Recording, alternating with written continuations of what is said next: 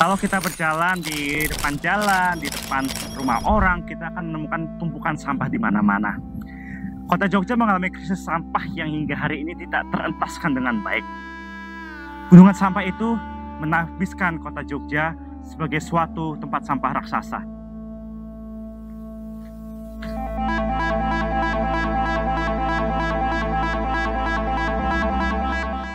Baik, selamat datang dan terima kasih kepada Pares Indonesia yang udah bersedia kita ajak buat diskusi bareng nih, khususnya soal persampahan yang ada di kota Jogja ini.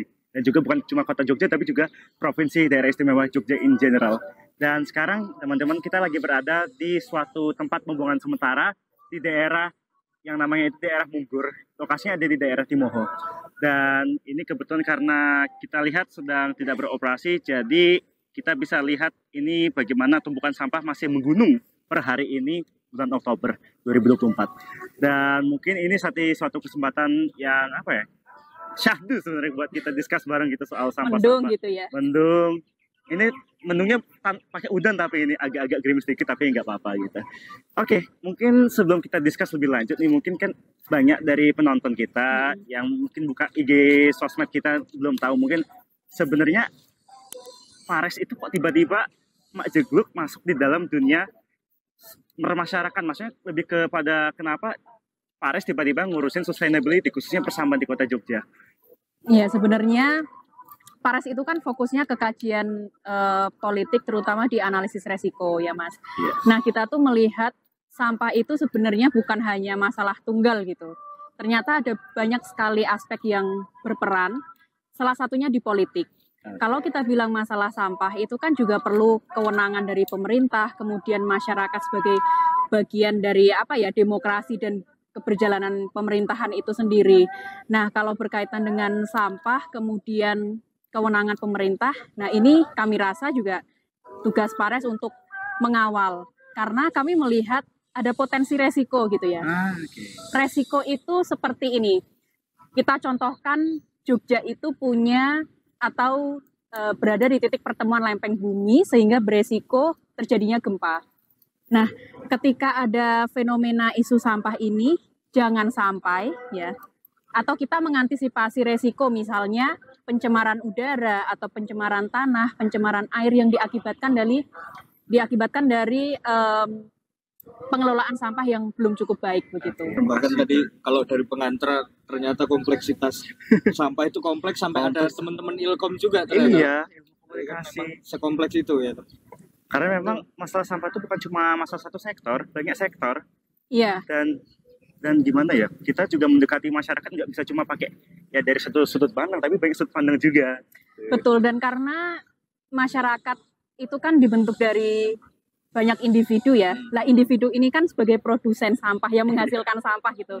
Akibat dari proses konsumsi ya, kita makan, kita beli baju dan sebagainya. Nah, kemudian itu menghasilkan sampah. Nah, itu tadi perlu politik, perlu kebijakan dan sebagainya untuk mengatur ini semua menjadi lebih baik. Karena sejauh yang saya pelajari juga suatu perencanaan kalau nggak ada elemen politiknya nggak bakal jalan. Nah, itu juga. Akhirnya kenapa kita collab ya Mas ya? Iya, sepakat. Nah, ada pertanyaan menarik nih soal ngomong kita kelas balik dikit tadi ke pengantar juga tentang Pares. Dan konteksnya kan di Yogyakarta ini kan banyak sekali isunya, bukan hanya sampah. Tapi kenapa kok sampah yang diambil? Sebenarnya begini ya, ini juga berangkat dari TPA Piyungan itu ya, yang kalau kita baca beritanya itu kan sebenarnya ketika pembangunan TPA Piyungan di awal itu sudah diperkirakan ini nanti volume atau kuota sampahnya maksimal akan di tahun kalau tidak salah ya 2010 atau 2013. Mungkin nanti bisa dicek oleh penonton. Nah, ini kenapa kok di tahun 2023 kemarin itu semuanya baru gempar gitu loh. Padahal sejak dulu. Nah, terus kemudian kita melihat ternyata selama 1 tahun ya perjalanan panjang Yogyakarta ya, terutama Provinsi DIY mengatasi sampah yang ternyata kan sampai sekarang ini belum usai gitu loh. Ya kan, ini perlu perjalanan panjang gitu. Nah, kita melihat kayaknya ini memang perlu dikawal gitu loh. Jangan sampai isu sampahnya, pengelolaannya semakin buruk atau mungkin tidak tepat sasaran dan bermuara ke berbagai masalah yang lain gitu. Jadi lebih ke urgensinya aja sih Mas. Urgensi ya. Iya. Oke. Karena kalau bicara soal Jogja kan ya, kalau kita nanya orang random yang datang ke Jogja, Mas Mbak, kalau menurut Mas apa sih yang jadi masalah Jogja? Sampah, pasti sampah. Kalau kita nanya teman-teman yang datang ke Jogja pasti sampah. Dan ya sih masalah urgensi juga Mbak ya. Iya, betul. Yes. Ini menarik juga karena melihat konteks di Yogyakarta ngomongin konsumsi tadi ya. Jogja itu kan ternyata memang mandatnya didaulat sebagai kota wisata kan, sehingga produksi limbah yang keluar juga banyak gitu. Nah, ngomong-ngomong soal Mas dan Mbak yang sebagai researcher juga mungkin bisa berbagi pengalaman juga. Mungkin dari Mas, temuan di lapangan itu gimana sih? Kenapa kok kemudian sampah ini menjadi isu yang besar? Lantas bagaimana kaitannya dengan Yogyakarta sebagai kota sampah ini? Kota wisata ini? Apakah Hati-hati loh.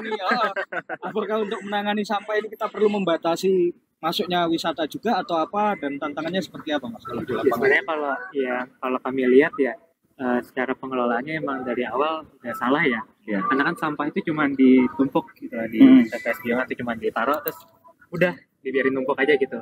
Dan karena memang citranya tadi kan Jogja sebagai tempat wisata ya, jadi seakan-akan semuanya harus bersih gitu. Tapi bersihnya tuh cuma pindahin sampah dari tempat wisata ke TPS-nya. Terus nggak diapa-apain lagi udah.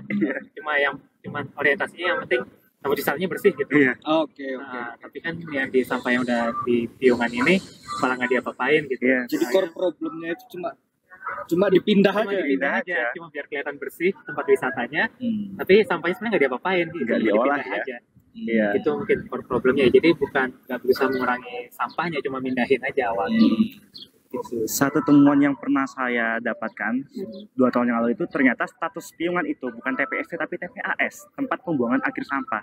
Jadi sebenarnya ya pemerintah juga kalau nggak mengolah sama sekali ya mereka punya dasar hukumnya bahwa statusnya TPAS kok, bukan TPST.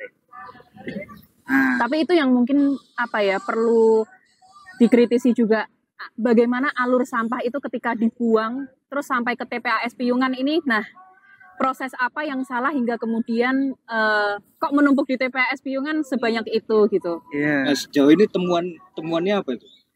Yang Mas dan Mbak temukan itu dari rantai produksi sampah hingga pembuangannya itu, dari tata kelolanya itu mana yang masih kurang optimal? Pandi mungkin? Sebenarnya kalau yang dari kami temukan itu sebenarnya karena emang nggak ada usaha untuk mengurangi atau mendaur ulang ya. Karena kan tadi sampahnya cuma dipindahin gitu. Jadi kayak ya udah dari sini taruh di depo, terus nanti dari depo dibawa kemana, terus ujungnya sampai Piungan sudah selesai gitu. Kan sebenarnya kalau emang dari awal udah ada kebijakan untuk mengurangi atau untuk mendaur ulang, pasti kan udah ada usahanya kelihatan dari yang paling kecil ya. Dari depo kita udah dipisah atau gimana, nanti pas diantar ke Piungan udah jadi kayak gimana bentuknya. Nah, itu kan yang nggak ada ya. Jadi itu mungkin dari karena sudah kebijakannya ya nggak ada usahanya, atau mungkin telat ya, kita udah menggunung baru ini ada harus ditindak nih. Gitu harusnya kan dari dulu. Nah, kalau dibilang tempat pembuangan akhir ya, harusnya bukan sampah tapi limbah. Kalau limbah itu kan berarti udah nggak bisa diapa-apain gitu. Tapi kan realitanya di Piungan banyak pemulung kan, berarti kan banyak sampah yang sebenarnya bisa diolah sebelum itu gitu loh. Tapi justru berakhir di sana. Iya. Dan akhirnya ya itu menjadi limbah yang menumpuk. Dan juga limbah-limbah di Piungan ini kemudian menjadi sumber kerusakan lingkungan juga, pencemaran air. Betul. Bersih juga di daerah lingkungan sana. Dan juga ya salah satu riset juga pernah meneliti ternyata radiusnya cukup besar itu ternyata yang air minum yang tercemar di Piungan. Dan ditambah lagi sekarang kan juga karena nggak terolah kan, nggak termanfaatkan kan TPST-nya. Wah, cuma jadi gunungan doang ditutupin sama landfill pasir-pasir gitu. Tapi mungkin kalau kita bicara tadi soal apa sih asal dari rantai produksi yang ada di Piungan tadi, mungkin selain kebijakan kita menggarisbawahi soal kebijakan ya. Mungkin salah satu yang lagi lagi panas-panasnya kan soal kebijakan desentralisasi ya. Kalau kita bicara desentralisasi sampah juga. Nah, kira-kira kalau dari POV Mbak dan juga Mas, kira-kira bagaimana nih soal kebijakan desentralisasi sampah yang kalau kata orang nih, nah ini asal masalahnya dari sini nih. Gimana ya? Kalau masalah desentralisasi itu kan ya bagus ya, karena kan pada akhirnya yang bertanggung jawab sama sampah ini nggak cuma Pemprov ya, tapi juga Pemkot-Pemkotnya ya. Cuma yang jadi masalah di sini kan kebijakan desentralisasi itu kan mendadak ya, dan kayak nggak ada planningnya gitu lah. Tahu-tahu yaudah kita putusin desentralisasi, terus kota-kota dan kabupaten yang di sini jadi nggak siap gitu. Kan bisa dilihat juga kan dari kasus sampahnya itu kan justru meningkatnya setelah piungan ditutup, terus kebijakan desentralisasi itu kan. Tadi kan karena nggak ada planning ya, harusnya kan kalau udah di planning kan pas sudah kebijakan desentralisasi harusnya udah nggak ada penumpukan sampah dong.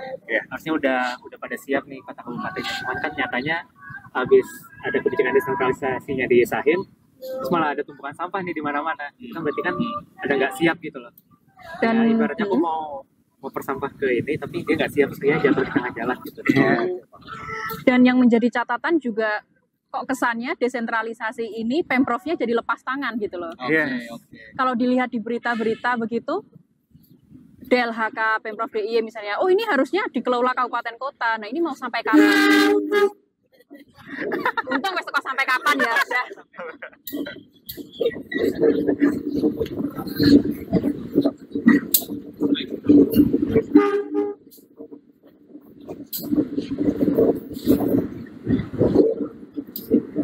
Loh, dari Purwokerto ya?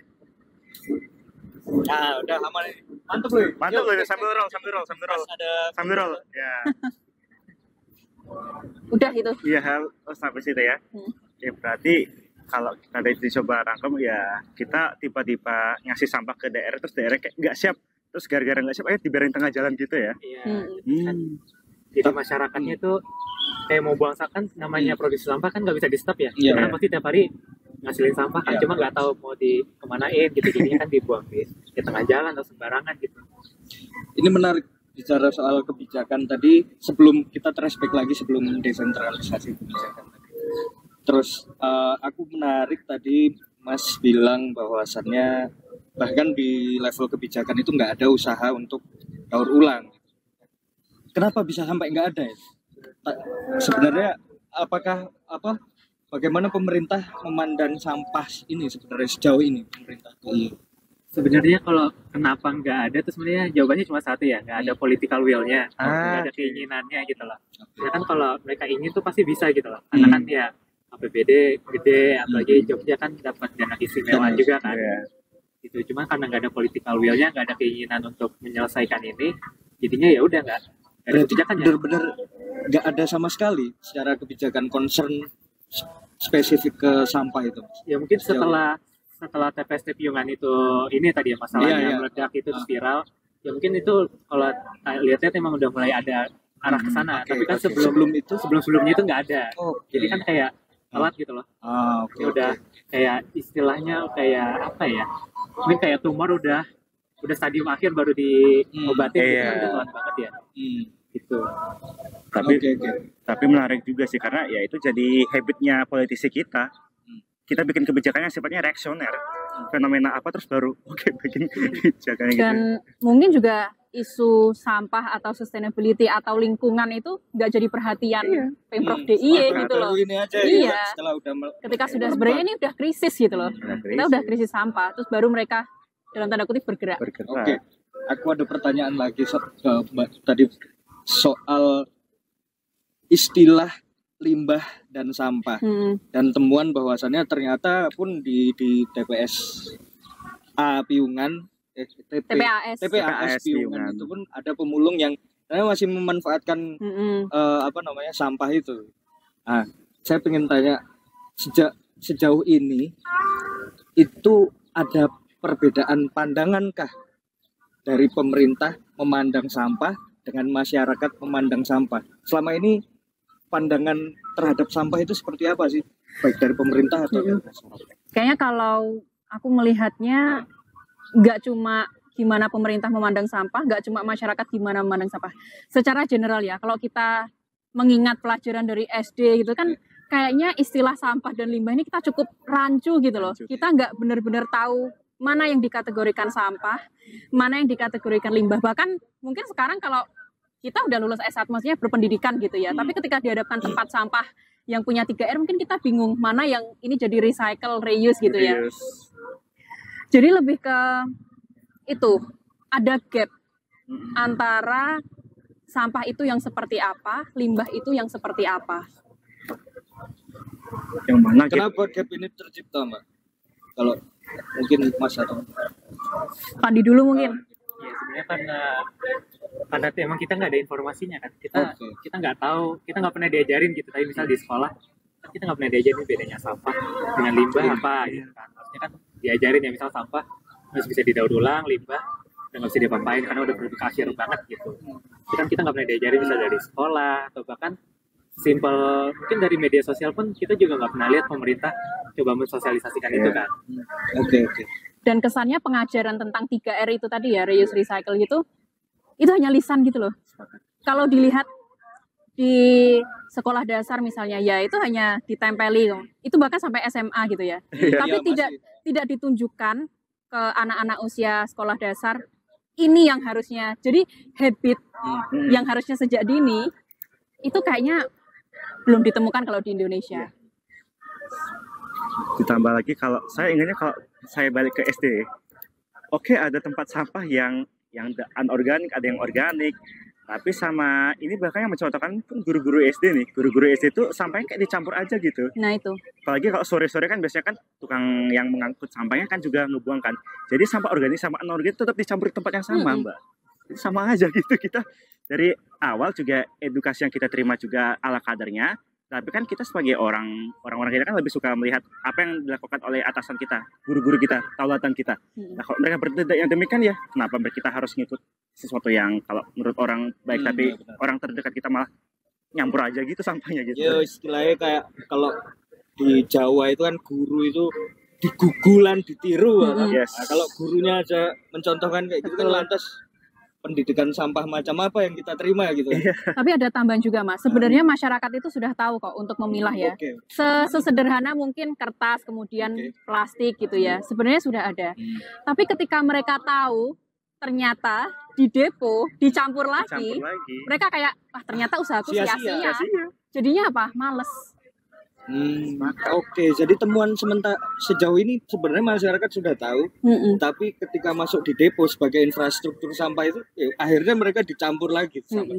Ada masyarakat yang sudah tahu, sudah memilah sampah. Tapi ketika tahu ya, akhirnya jadi satu. Kenapa aku effort susah-susah dari awal misah? Kok bisa sampai terjadi pencampuran lagi di depo? Itu temuan di lapangan gimana, Mas Mbak? Gimana ya, Pak? Karena apa ya? Itu lagi tadi kalau aku sih menurutku kebijakannya lagi ya, karena kan emang harusnya kalau udah ada kebijakannya nih, udah ada aturannya, misal di depo atau di TPS, di TPAS itu udah ada aturan untuk memisahkan. Harusnya kan dia secara pengangkutan dari rumah ke depo kan juga dipisah ya. Tapi kan ternyata enggak ada kebijakannya. Akhirnya di depo kita lihat juga enggak ada yang udah dicampur jelas ya. Juga mungkin karena nggak ada kebijakannya, terus infrastrukturnya juga nggak memadai kan. Akhirnya kalau kita lihat truk sampah kan juga jadi satu gitu. Kan kalau udah dipisah kan harusnya truk sampah atau gerobak sampahnya juga beda lagi kan, udah khusus terpisah gitu. Iya. Jadi nggak, ya kebijakannya nggak ada, terus akhirnya infrastrukturnya nggak ada, terus ujungnya ya akhirnya kebiasaan di masyarakatnya juga nggak ada gitu. Iya benar. Orangnya juga ya kalau dijadiin satu kan gampang. Nah itu loh, orang suka yang gampang itu loh, itu juga susah. Benar. Oke, menarik sekali. Nah, ini tadi ada satu kata kunci yang menarik dilontarkan oleh Pak, habit ya. Habit. Meskipun sejumlah masyarakat itu sudah ada yang memilah, dan meskipun pada akhirnya dijadikan satu terus malas lagi ya. Tapi habit ini nggak ada di Indonesia. Nah, ini lantas kita bisa mencontoh kemana sih? Kalau istilahnya praktis yang udah ada, misalnya selain di Indonesia itu ada nggak yang sudah seperti itu kalau temuan Mas Mbak? Aku ingat tuh salah satu di Jepang ya. Jadi memang jadi begini, di Jepang itu anak-anak usia dini itu diajarkan dalam tanda kutip skill sehari-hari, memilah sampah, membuang sampah. Jadi bukan 1 tambah 1 berapa, tapi diajarkan ini loh cara membuang sampah yang benar tuh yang seperti ini. Akhirnya apa teratur? Mungkin Fandi ada tambahan? Iya, kalau aku juga cuma di Jepang ya kalau yang bagus ya. Karena itu tadi anak SD-nya udah diajarin. Karena kan memang usia krusial pertumbuhan manusia kan justru ada di umur-umur segitu, karena pembentukan dirinya, karakternya, kebiasaannya kan dari situ. Itu kan yang di kita nggak ada ya, karena kita kayak sangat akademis ya. Anak SD harus sudah bisa perkalian. Hafalannya harus udah segini gitu, tapi nggak pernah diajarin life skillnya kurang. Sekedar memilah sampah aja kan nggak diajarin. Atau ya jangan sampai jangankan memilah sampah ya, mungkin diajar untuk buang sampah pada tempatnya juga Tempatnya mungkin aja. belum terlalu masif ya kalau di sekolah-sekolah gitu. Itu tadi mungkin kalau di Jepang ya, mungkin kalau yang di Jogja kan mungkin contoh paling dekat Panggung Harjo ya. Panggung Harjo itu dia bahkan dalam skala kampung itu sudah bisa mengolah sampah sendiri, sampai ada fasilitas TPS 3R-nya juga, mesin pengepres sendiri, ngepres sampah juga ada, terus juga sampai ke dijadiin pupuk kompos bahkan kalau udah ada sama infrastruktur. udah ada infrastrukturnya juga kalau di Panggung Harjo. Itu yang ini Mas, apa? Menurut kita itu modal sosial yang kuat gitu loh. Ya. Yang kayaknya daerah lain agak jarang yang kayak Jogja ini. Bayangin maksudnya kayak komunitas-komunitas Daerah lain bank selain sampah. Jogja berarti. Maksudku kita kan jarang nemu toh di daerah lain ada Iya. komunitas, Oke. ada bank, bahkan bank sampah itu awal mulanya Oke, dari oke. Jogja. Hmm. Jadi Oh. sebenarnya masyarakat itu Sudah iya, jumlah masyarakat ya udah tinggal apa. gimana pemerintahnya, Hmm. ini masyarakatnya punya modal sosial seperti itu. Nah ini gimana? Diintegrasikan. Betul. Menarik banget soal contoh di Jepang, Kak. Sedikit sharing pengalaman. Jadi beberapa waktu lalu saya sempat ke Jerman juga, dan ternyata di Jerman itu juga menarik bahwasannya perkara sampah ini dia historis, sejarahnya panjang.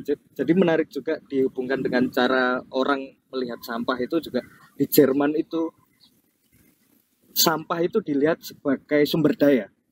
Jadi sejak Perang Dunia Pertama dan Kedua, sampah itu digunakan untuk memasok sumber daya peperangan. Jadi sampah-sampah domestik, sampah-sampah pabrik dan lain sebagainya dikumpulkan jadi satu, lalu misalnya besi, logam dan lain sebagainya itu nanti di recycle lagi terus untuk peralatan perang dan lain sebagainya, kasur-kasur dan lain sebagainya. Sehingga secara historis mereka terbentuk bahwasannya sampah itu sumber daya, bukan sesuatu barang yang Tidak ternilai gitu ya. tidak ternilai. Jadi ada nilainya. Bahkan terakhir kali saya ke sana itu juga sampah seperti botol dan lain sebagainya itu bentuknya deposit. Jadi kalau kita beli minuman plastik gitu, Dapat ada satu, depositnya ya. berapa euro gitu. Nanti lantas kalau udah selesai kita masukkan lagi ada di mesinnya itu, nanti kita dapat stroke terus bisa kita belanjakan, dan itu peran pemerintah ada seperti itu di sini. Nah, kalau kita kilas balik ke Indonesia, misalkan di taraf nasional gitu. Ini kan tadi contohnya Jerman itu as nation ya, Iya. as negara. Itu kalau di Indonesia ada nggak sih kebijakan yang benar-benar melihat sampah ini bukan hanya sebatas barang yang tak ternilai gitu. Jadi secara kebijakan itu udah ada belum? Seperti itu. Kayaknya kalau sampai setingkat Jerman tuh kayaknya belum ada ya. Cuman kan kalau di Indonesia kayaknya sebenarnya udah ada aturan untuk kewajiban untuk recycle ya, untuk misalnya kayak perusahaan-perusahaan besar. Kayaknya untuk Industri ya, sampah industri besar mungkin udah ada udah ada tanggung jawabnya kalau untuk sampah-sampahnya. Cuman kan untuk pelaksanaannya kan kita juga nggak tahu ya kayak gimana. Terus juga kalau untuk tadi kan misalkan yang deposit itu kan di tingkat sebenarnya kebijakan yang tingkat personal ya. Nah kan yang di Indonesia kayaknya untuk kebijakan yang untuk memaksa kita untuk melakukan itu juga belum ada gitu. Iya. Ya kan? Jadi misal harga minumannya itu sebenarnya cuma 1 euro, cuma karena ada deposit jadi 1,5 euro. Jadi orang ini mending besok setelah aku minum habis tak kembaliin aja lah gitu. Itu memang seperti itu, kayaknya perlu juga ya yang memaksa dalam tanda kutip. Kalau di Indonesia kayaknya baru ini ya kalau kantong plastik ya. Kalau kita di Kresek ya. minimarket gitu kan. Oh iya, Kantong plastik di itu kan charge. nambah. Tapi kan cuma nambahnya nggak seberapa ya, paling cuma 200-500 kan kadang kita nggak masalah gitu. Dan itu nggak Jadi bisa dikembaliin lagi ya. Iya. Padahal kalau ditabung dikembaliin lagi ke Alfamart itu. Iya. Lumayan. Soalnya sistemnya di Jerman tuh kayak gitu. Bisa Jadi kita dikembalikan, beli kan? balik lagi. Tapi tentang yang disampaikan Fandi tadi ya, itu habit seperti itu ketika ke minimarket membawa tote bag sendiri, itu tuh terbentuk ketika aku di Semarang. Karena bukan di charge tapi udah nggak nyediain kresek. Jadi memang dipaksa ya. Iya, jadi kayak aku ingat kalau aku mau ke minimarket aku harus bawa tote bag. Jadinya kemana-mana setiap keluar kos itu selalu bawa tote bag sendiri. Jaga nih kalau misalnya mau ke minimarket pasti nggak ada kantong kreseknya. Nah terus ketika misalnya aku pulang ke Madiun belum seperti itu, kaget juga. Loh, oh iya masih pakai kresek ternyata. Itu. Oke.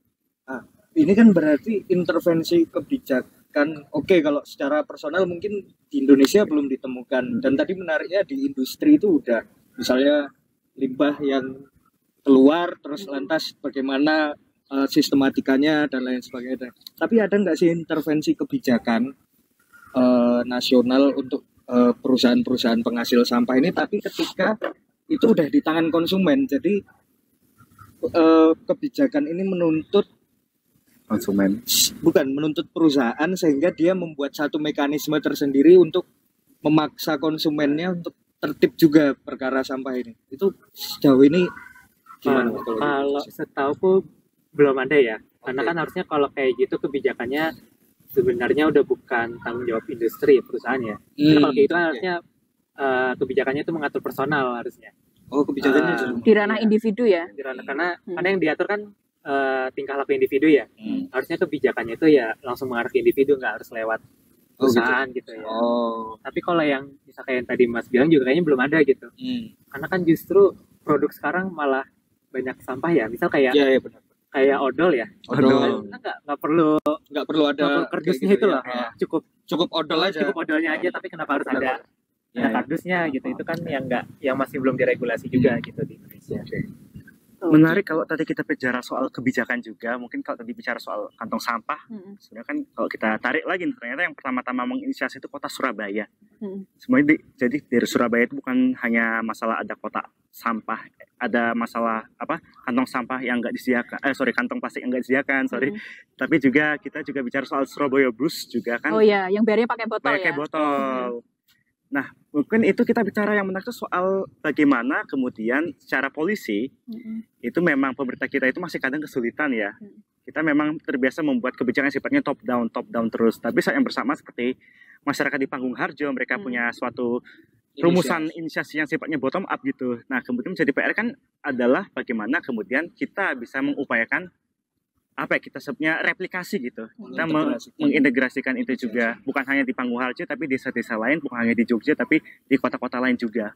Mungkin bagaimana kita mungkin dari teman-teman yang merumuskan kebijakan juga itu gimana nih mungkin Mas dari sudut pandang kebijakan gitu ya. Mungkin kalau masalah replika gitu sebenarnya yang pertama kali harus diperbaiki ya integrasi di pemerintahnya dulu, karena kan kadang antar dinas tuh punya programnya masing-masing. Antar OPD ya. Antar dinas saja punya program masing-masing gitu loh, dan nggak terintegrasi itu kan harus diintegrasikan dulu ya. Misal kayak tadi mau bikin kayak di Surabaya pakai bis, daerah pakai sampah, itu kan artinya harus ada integrasi antara dinas, mungkin dinas perhubungan dengan dinas lingkungan. Nah, itu kan harus disatukan dulu ya. Itu mungkin harus awalnya dari situ dulu, baru bisa bikin kebijakan yang terintegrasi juga, misal tadi dengan desa-desa atau mungkin dengan bank sampah yang udah banyak di Jogja gitu. Sederhananya satu suara dulu gitu. Iya, dari pemerintahnya aja dulu satu suara nih, gimana bisa enggak? Karena ya seringkali pemerintah juga dinas ya, nyalahin dinas yang lain. Jadi kayak lempar tanggung jawab gitu loh. Nah itu mau sampai kapan seperti itu gitu. Satu penyakit yang terus saya garis bawahi dari dulu adalah penyakit ego sektoral sih. Betul, tepat gitu. Dan maksudnya sampai zaman sekarang pun ego sektoral itu tetap ada antar OPD, terus juga sekarang pun cuma ego sektoral juga. Sekarang mungkin lebih ke masalah antar dinas itu juga tupoksinya juga kadang suka nggak jelas gitu loh. Belum lagi masalah paling sering itu data. Sesimpel masalah kapasitas TPS yang ada se-Jogja ini berapa sih? Itu aja darinya Pak, aku nggak yakin tuh bakal update. Kita tuh nyari volume sampah Jogja ya, secara provinsi atau kota kabupaten. Ada data dari nasional, ada data dari provinsi. Beda kan? Terus kita jadi mikir, terus ini mereka tuh ngukurnya pakai apa, indikatornya apa, ini juga bingung kita. Lantas kalau Mas dan Mbak kan sudah melihat situasi di lapangan dan sudah cukup mendalami isu ini ya, terutama di konteks Yogyakarta dan dengan latar belakang kebijakan dan ya ilmu sosial lah.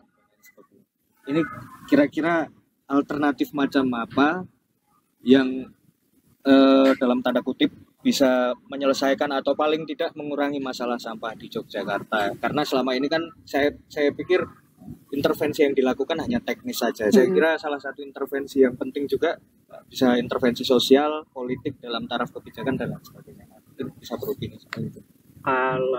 Kalau menurutku ya, yang bisa dilakukan ya mengakomodasi komunitas atau bank sampah yang udah ada di Jogja ya. Karena kan ya bisa dibilang Jogja ini beruntung lah, dia punya masalah sampah tapi masyarakatnya juga aware gitu, punya komunitas, punya bank sampah. Di daerah lain tuh nggak seberuntung itu gitu. Jadi mungkin bisa sesederhana diakomodasi aja gitu, dibantu secara alat-alatnya atau pendanaan atau mungkin secara akses begitu ya. Jadi kayak pemerintah udah nggak perlu mikirin teknis gitu, masyarakat ini udah punya solusinya masing-masing gitu untuk daerahnya masing-masing gitu. Jadi tinggal pemerintah tuh udah tinggal support aja, sebenarnya itu aja simpelnya untuk langkah awalnya ya. Kayak gitu aja deh. Ada tambahan. Kembali yang tadi limbah atau sampah yang ke piungan itu ya, itu bisa misalnya dibuat mekanisme warga harus ke bank sampah dulu. Nah nanti bank sampah kan bisa mana dipilah, mana yang bisa dijual lagi, mana yang benar-benar limbah dan sebagainya. Baru yang ini diangkut ke depo, baru ke TPA. Jadi yang dirombak itu alur rantai produksi sampahnya itu ya, rantai produksi dan pengelolaan. Kayaknya tiap desa tuh kayaknya hampir punya bank sampah semua loh. Banyak bank sampah di Jogja itu. Tapi yang kemudian polanya masih langsung di bypass. Iya, betul. Dan kalau bank sampah itu kadang ya kesadaran warga aja gitu. Aku mau naruh sampahnya di depo atau ke bank sampah gitu. Karena kadang juga kita kalau mau naruh di depo atau bank sampah juga mesti ngantri kan tiap pagi. Kadang ada beberapa depo itu juga pakai nomor antrian loh buat naruh sampah. Nah mungkin kalau kita tarik lagi nih soal concernnya Pares soal persampahan nih. Mungkin kan Pares akhir-akhir ini lagi banyak bergelut juga dengan sampah. Beberapa konten dari Pares juga sedang mengangkat isu soal sampah juga nih. Kalau dari sudut pandang Pares sendiri nih, mungkin sebagai sebuah komunitas ya dalam hal ini ya. Kira-kira strategi Pares Indonesia gimana nih untuk let's say mengedukasi user, pengguna sosial media gitu, dan juga masyarakat secara umum tentang kepedulian terhadap sampah. Kalau menurut Pares gimana langkah yang efektif? Kami kan punya dua departemen ya, departemen media, kemudian departemen riset. Nah yang departemen media ini sebenarnya ya bentuknya adalah kampanye di media sosial kami kan, mengoptimalkan. Ya misalnya kan kita juga kemarin itu ngundang podcast Mas Bayu, itu pengelola Daur Resik. Jadi kita lebih ke spreading awareness untuk di media sosial itu ya. Nah kami mensupport dari departemen riset ini, kita bikin analisis, kemudian juga advokasi ya. Kita mempertemukan ini loh ada komunitas, kemudian kita pertemukan dari pemerintah, ini baiknya gimana. Jadi itu juga mungkin kalau di media sosial langsung merambah ke netizen gitu ya. Nah mungkin kalau departemen riset itu kita lebih ke mempertemukan itu ya, menjadi hub antara komunitas dan juga pemerintah. Kita tuh sebenarnya pengen menunjukkan dan juga menegur pemerintah gitu ya. Ini tuh kita punya komunitas tuh yang peduli sampah, ini sudah ada gitu. Kenapa tidak dimaksimalkan ya? Kenapa tidak diintegrasikan? Nah di satu sisi juga komunitas merasa kayak kita kayaknya nggak dipandang deh sama pemerintah gitu loh. Jadi jalan sendiri aja lah gitu. Iya, nah ini daripada sendiri-sendiri nggak dapat biaya, kemudian juga saling itu ya lempar tanggung jawab juga di dinasnya. Kenapa ini nggak dipersatukan itu loh, diintegrasikan kedua ini gitu. Karena kadang suatu bentuk yang kayak komunitas itu kadang suka diabaikan pemerintah juga. Iya. Dan mungkin satu contoh juga sih kan kalau dari teman-teman juga ada yang namanya forum perumahan kawasan permukiman. Itu forum ada dasar hukumnya itu dari pemerintah, tapi kemudian yang sering ikut kok malah dari dinasnya ikut, tapi malah kayak seakan-akan komunitasnya tuh kayak kurang didengarkan gitu loh. Jadi kayak komunitasnya sebatas yang ngasih saran, tapi nggak di follow up dalam bentuk kebijakan gitu. Dan mungkin kalau kita bicara soal kebijakan ya, bicara soal Pares juga kan, pusat analisis resiko dan politik ya. Nah, kalau dari sudut pandang resiko politik dan juga analisis kebijakan juga nih, bagaimana mengentaskan masalah sampah di Jogja? Mungkin agak pamungkas. Berat ya. Mungkin Mas kita yang harus menyelesaikan ya. Padahal harusnya kan ya, mungkin kita mencoba mendengarkan kalau dari PO anak perencanaan wilayah kota ada sudut pandang sendiri, dari teman-teman perumahan kawasan permukiman ada sudut pandangnya sendiri, mungkin dari teman-teman politik. Mungkin kalau dari kita kan sebenarnya coba memetakan resikonya ya, mungkin secara sosial ya. Gitu, misal kalau sampah ini dampak sosialnya apa, misal kayak penyakit jadi naik atau kayak gimana gitu. Nah itu kita coba juga, karena tadi kita sebagai hub ya, kita menghubungkan antara masyarakat, komunitas dengan pemerintah juga gitu. Jadi ya mungkin solusinya kayak kita menghubungkan aja, kita coba bantu nyampein gitu loh. ke pemerintah atau mungkin nanti ke calon kepala daerah Amin. yang baru juga, ini bersama. ada masalah besar namanya masalah sampah, resikonya ada ini gitu. Tapi juga kita dua arah gitu, nggak ke pemerintah doang, tapi tadi ya media itu juga ke masyarakat gitu. Jadi kita apa ya, istilahnya kan kalau calon itu kan dia cuma bawa isu yang istilahnya menarik buat masyarakat kan. Jadi kita juga bikin masyarakatnya itu tertarik dengan isu sampahnya. Jadi masyarakatnya juga bisa ikut mendorong pemerintah dan calon kepala daerahnya untuk concern juga di isu ini gitu. Jadi dua arah, ke masyarakat dan ke pemerintah. Tapi menarik ya tadi kamu udah menyinggung yang dampak sosial. Jangan salah, sampah itu bikin konflik di masyarakat. Kenapa? Ketika sampah itu menumpuk, kemudian ketemu nih ada lahan kosong dipakai buat bakar sampah. Adalah salah satu daerah gitu, aktivitas membakar sampah ini sampai 24 jam. Yang sampai membakar rumah di sampingnya. Yang sampai bikin anak balita kena ISPA. Jadinya apa ya itu? Konflik. Lah ini bahkan di depan kita juga ada aktivitas membakar sampah. Iya. Padahal dekatnya ada depo nih. Kayak gitu-gitu loh. Jadi bahwasannya isu sampah ini sangat kompleks dan holistik ya. Jadi bukan hanya si sampahnya ini sendiri, sistemnya dan lain sebagainya, bahkan dampaknya itu juga holistik. Ada kesehatan, ada konflik secara sosial, bahkan ada konflik lingkungan hidup dan sebagainya. Ini sebelum karena waktu sudah sebentar lagi Jogja malam juga kan. Mungkin sebelum menutup, kira-kira ada pertanyaan nggak dari Pares pada kami Caritra yang barangkali benang merahnya itu masih sama ya, persoalan sampah sebagainya. Pandi dulu deh mungkin. Mungkin kalau dari Caritra tuh fokus masalah sampahnya itu dari aspek mana gitu. Kira-kira masuknya dari aspek mana? Kan kalau kami dari aspek kebijakan ya. Kalau Caritra tuh dari aspek mana sampahnya itu, isu sampahnya itu? Sebenarnya kalau kita bicara soal persampahan kan yang jelas di sini Caritra fokusnya kan sebenarnya kepada perumahan dan kawasan permukiman. Tapi kemudian dalam penyediaan perumahan dan kawasan permukiman kita nggak bisa lepas dari sekian banyak prasarana sarana umum. Salah satunya persampahan nih. Karena ibaratnya suatu kawasan kalau ya ternyata ada sampah yang menumpuk kan otomatis menjadi kawasan kumuh, gak layak huni. Caritra terus serta juga dalam kebijakan, tetapi dalam hal kebijakan perumahan dan kawasan permukiman. Bagaimana kita kemudian menyediakan hunian yang sehat, kita menyediakan tempat tinggal yang layak. Salah satu indikatornya adalah dengan menyediakan sarana persampahan yang baik, yang layak sesuai standar. Tentunya dalam perencanaan kita juga, kita merencanakan suatu daerah, kita punya beberapa produk kayak rencana pengembangan PKP juga, kita nyebutnya PKP disingkat gitu. Kita nggak cuma merencanakan kemudian ya secara rumusan program kegiatan hingga subkegiatan, tapi secara konkret sampai kita petakan nih kira-kira kalau kita mau menambah depo sampah, tempat sampah itu di mana. Tapi memang kemudian yang menjadi keprihatinan kita bersama juga dan jadi konsep Caritra sekarang juga adalah perencanaan Indonesia itu kan sekarang masih terlalu top down ya.